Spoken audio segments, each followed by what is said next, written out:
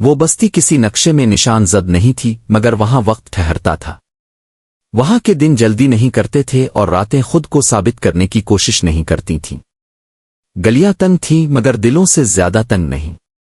ہر گھر میں کوئی نہ کوئی چراغ جلتا تھا مگر زیادہ تر چراغ صرف روشنی دیتے تھے، حرارت نہیں۔ اسی بستی میں وہ شخص رہتا تھا جس کے بارے میں لوگ کہتے تھے کہ وہ بدل گیا ہے، حالانکہ وہ کبھی بدلا ہی نہیں تھا، وہ بس آہستہ آہستہ غیر ضروری چیزوں سے خالی ہوتا چلا گیا تھا۔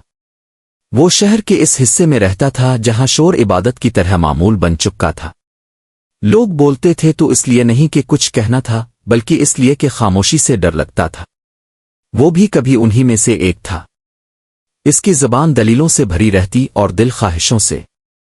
وہ رب کے قریب ہونا چاہتا تھا مگر اس طرح جیسے کوئی منزل کے قریب ہونا چاہتا ہے، قدم گن کر، سانس روک کر، خود کو ثابت کر کے۔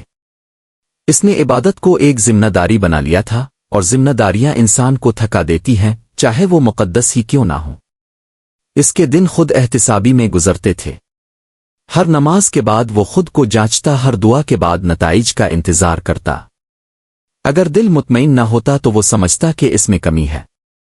وہ اپنی کمیوں کو دور کرنے کے لیے مزید کوشش کرتا، مگر کوشش کے ساتھ ساتھ اس کی سختی بھی بڑھتی جاتی۔ اس کا رب آہستہ آہستہ ایک معیار بن گیا تھا، اور معیار محبت کو مار دیتے ہیں۔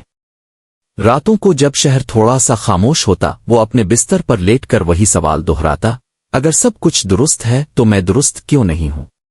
وہ اس سوال سے بھاگتا رہا، کبھی عبادت میں، کبھی علم میں، کبھی خدمت میں، مگر سوال ہر بار نیا لباس پہن کر واپس آ جاتا، جیسے وہ سوال نہیں بلکہ کوئی سایہ ہو جو اس کے ساتھ ہی جڑا ہو۔ ایک رات مسجد کے ایک کونے میں بیٹھے بیٹھے اس کے اندر کچھ ٹوٹ گیا۔ نہ کوئی خواب آیا، نہ کوئی آواز سنائی دی، بس لفظ ختم ہو گئے۔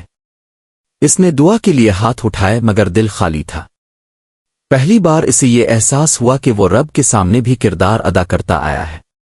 یہ خیال آتے ہی اسے شرمندگی ہوئی، پھر خوف، اور پھر اچانک ایک ایسی نرمی جس کا اس نے کبھی تجربہ نہیں کیا تھا۔ اس نے ہاتھ نیچے رکھ دیے۔ دعا ادھوری رہ گئی مگر اس ادھورے پن میں کوئی خلش نہیں تھی۔ وہ دیر تک وہیں بیٹھا رہا۔ نہ اس نے خود کو ٹھیک کرنے کی کوشش کی، نہ بہتر بننے کی، بس بیٹھا رہا جیسے کوئی تھکا ہوا مسافر بوجھ زمین پر رکھ کر سیدھا کھڑا ہو جائے۔ اس لمحے اسے یہ سمجھ آئی کہ شاید رب تک پہنچنے کے لیے آگے بڑھنا ضروری نہیں، شاید رک جانا کافی ہے۔ اگلی صبح سورج ویسا ہی نکلا، گلیاں ویسی ہی تھیں، مگر اس کے اندر کی رفتار بدل چکی تھی۔ وہ اب بھی نماز پڑھتا تھا مگر نماز اس پر سوار نہیں ہوتی تھی۔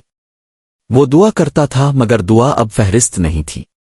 وہ لوگوں سے ملتا تھا مگر انہیں بدلنے کی خواہش نہیں رکھتا تھا۔ اس کی خاموشی میں اب بھاگنے کی نہیں، ٹھہرنے کی خوشبو تھی۔ لوگوں نے محسوس کیا کہ اس کے پاس بیٹھ کر سوال خود بخود مدھم ہو جاتے ہیں۔ کوئی اسے بزرگ نہیں کہتا تھا، کوئی درویش نہیں سمجھتا تھا۔ وہ بس ایسا شخص تھا جس کے سامنے انسان خود کو ثابت کرنے کی ضرورت محسوس نہیں کرتا تھا۔ ایک نوجوان آیا، آنکھوں میں بے چینی، آواز میں جلدی۔ اس نے کہا کہ وہ سب کچھ کر رہا ہے مگر اندر سکون نہیں۔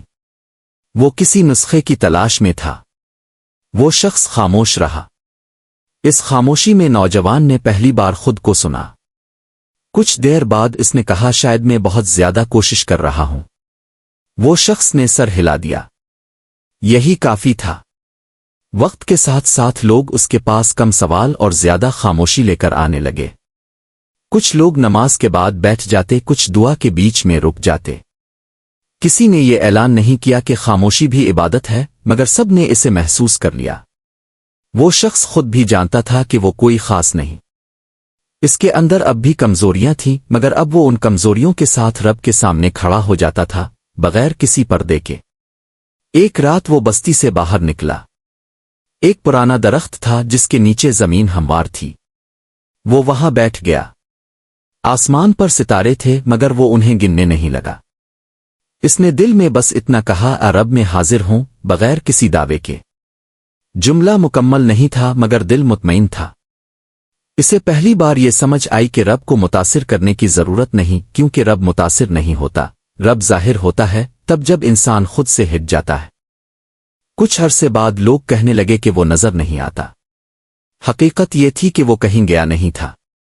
وہ بس اس جگہ سے ہٹ گیا تھا جہاں او میں ای کھڑا ہوتا ہے، اور جب میں او ہٹ جاتا ہے تو جو ہمیشہ سے موجود ہے وہ خاموشی میں ظاہر ہو جاتا ہے، اور یہی تصوف ہے، کوشش چھوڑ دینے کا نام، خود کو درست کرنے کی ضد سے آزاد ہونا، اور اتنا خالی ہو جانا کہ رب کو آنے کے لیے دروازہ کھٹکھٹانا نہ پڑے۔